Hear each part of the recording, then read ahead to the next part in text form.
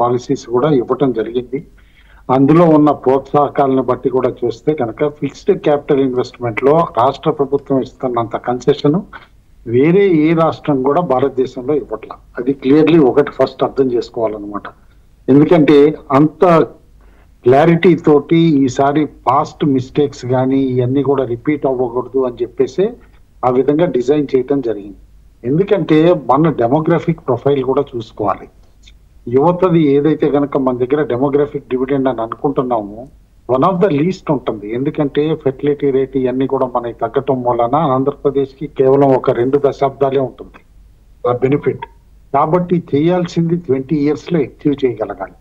ఆ 20 years లో achieve చేయాలి కాబట్టి 10 ప్రిన్సిపల్స్ పెట్టుకున్నాను అనమాట. రైట్ ఫ్రమ్ జీరో పావర్టీ అనేది ఒక మేజర్ ఇష్యూ అయితే కనుక అది కాకుండా మిగతా మీరు ఏదైనా చూడండి, గ్లోబల్ బేస్డ్ లాజిస్టిక్స్ అవనండి, ఇటు ఎనర్జీ ఫ్యూల్ అవనండి, ప్రోడక్ట్ పర్ఫెక్షన్ అవనండి, ఇట్లా ఈ 10 ప్రిన్సిపల్స్ లో ఓవరాల్ గా డెవలప్మెంట్ కి పెద్దపీట వేస్తానే ఇటు ప్రజల భవిష్యత్తు కానీ ఇటు ప్రజల జీవన శైలి కానీ ఇవన్నీ కూడా ప్రమాణాలను అనమాట నియంత్రిస్తానన్నమాట. ఏ విధంగా డెవలప్ చేయాలనే దాన్ని బట్టి ఆ విజన్ కూడా డెవలప్ చేయడం జరిగింది. అండ్ అందులో క్లియర్లీ ప్లాన్స్ కూడా ఏదో పైన చెప్పటం అని కాకుండా డిస్ట్రిక్ట్ వైజ్ యాక్షన్ ప్లాన్స్ ఇవ్వటం జరిగింది, mandal municipality wise action plans ఇవ్వటం జరిగింది.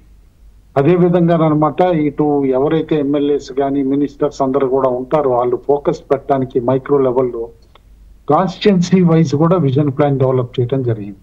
కాబట్టి క్లియర్ కట్ గా ఇట్లా కాన్స్టిట్యున్సీ లెవెల్ వరకు కూడా విజన్ ప్లాన్స్ డెవలప్ చేసినప్పుడు అనమాట. అండ్ పాలసీలు ఆల్రెడీ ఇన్ ప్లేస్ పెట్టిన తర్వాత ఒక భద్రత అనేది ప్రతి కుటుంబానికి ఇండివిజువల్స్ కి క్రియేట్ చేయటం అనేది ఎంపవర్మెంట్ అనేది. నియోజకవర్గాల విజన్ పెట్టాము అని మొన్న చంద్రబాబు గారు అన్నారు, ఎమ్మెల్యేలు మీరు కూడా పెట్టుబడులు మీ నియోజకవర్గ స్థాయిలో తెచ్చుకోండి అని. మరి ఆ పరిస్థితులు ఉన్నాయా నియోజకవర్గాల్లో?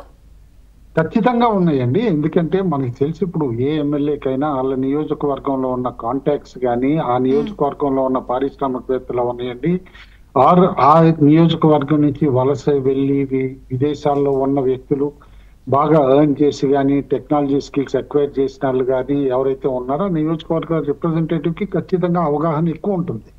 కాబట్టి వాళ్ళు కూడా వాళ్ళ నియోజకవర్గానికి ఉన్న స్ట్రెంగ్స్ వీక్నెసెస్ ఏమైతే ఉన్నాయో ఆపర్చునిటీస్ ఏవైతే ఉన్నాయో అన్నమాట ఖచ్చితంగా చూసుకుని దాన్ని బట్టి మార్కెట్ చేసుకుంటే ఎమ్మెల్యేకి కూడా పేరు వస్తుంది కదా నియోజకవర్గాన్ని డెవలప్మెంట్ కి అనమాట ఇట్లా ఇన్వెస్ట్మెంట్స్ తీసుకొస్తే. అందుకనే కాన్స్టిట్యున్సీ లెవెల్ ప్లానింగ్ చేసేటప్పుడు అనమాట అక్కడ కీ స్ట్రెంగ్స్ ఏంటి, కన్సర్న్స్ ఏంటి, ఆపర్చునిటీస్ ఏంటి అనేది క్లియర్ గా చెప్పటము, మళ్ళా అవి వాడుకునేటప్పుడు కీ పెర్ఫార్మెన్స్ ఇండికేటర్స్ ఏంటి అనేది కూడా చెప్పడం జరిగింది.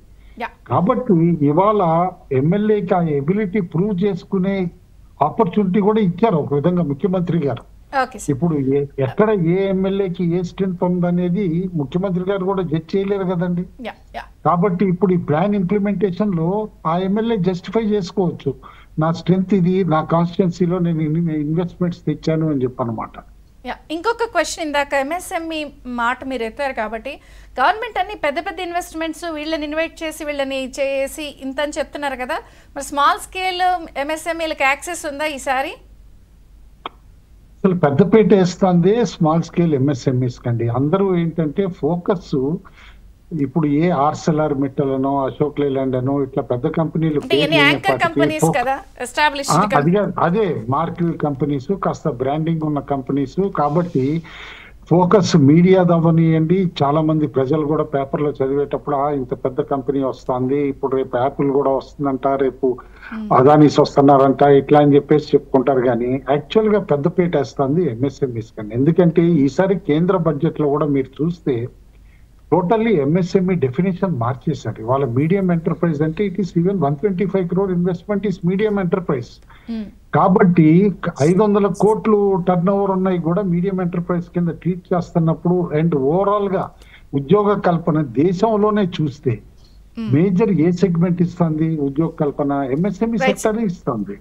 కాబట్టి డెఫినెట్లీ అనమాట ఆంధ్రప్రదేశ్ లో కూడా పెద్దపేట వేస్తుంది ఎంఎస్ఎంఈకి. ఎందుకంటే మన ఆంధ్రులకి ఎస్పెషల్లీ తెలుగు స్పీకింగ్ పాపులేషన్ కి అనమాట ఎంటర్ప్రెనర్ స్కిల్స్ బాగా ఉన్నాయి.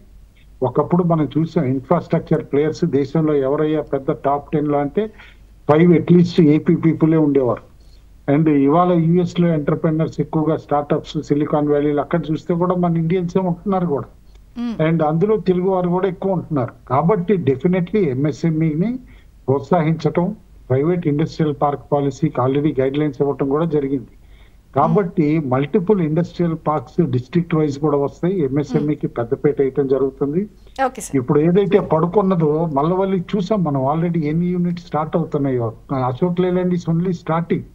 పక్కన ఉన్న స్మాల్ ఎంటర్ప్రెనర్స్ దాదాపు 25-30 యూనిట్స్ ఆల్రెడీ ఇప్పుడు ప్రొడక్షన్ కి వెళ్ళే దగ్గరలోకి వచ్చేసినాయి. కాబట్టి ఇట్లా ఎంఎస్ఎంఈకి పెద్దపేట వేయటం జరుగుతుంది. ఎందుకంటే